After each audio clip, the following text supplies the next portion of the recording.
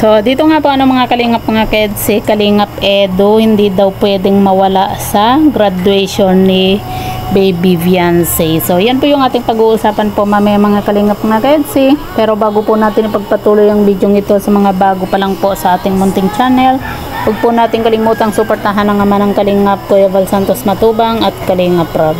At paunawa, panoorin po muna ang full video bago mag-comment para malaman ang nilalaman nito. So, dito nga po mga kalingap mga ka-EDC, sa Monday na po yung graduation nga po ni Viancy. Kaya naman abang-abang na po tayo sa magiging graduation po ni Viancy, dahil nga po sa attend po itong si Kalingap Edo, at mismong si Kalingap Edo na po yung nagsabi na hindi nga po siya pwedeng mawala sa graduation po ng kanyang wifey. O diba? Sana all At yan nga po mga kalingap, talagang todo suporta din po itong si Kalingap Edo dito kay Viancy.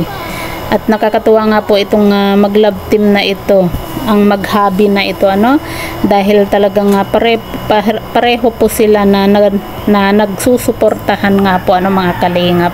At yan nga po mga kalingap, masaya po tayo dahil nga po sa gagraduate na po itong si Viancy.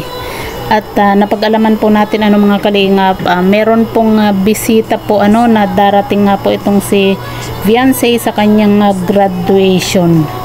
At yun po ay ang big time sponsor po niya, na galing pa nga po sa ibang bansa.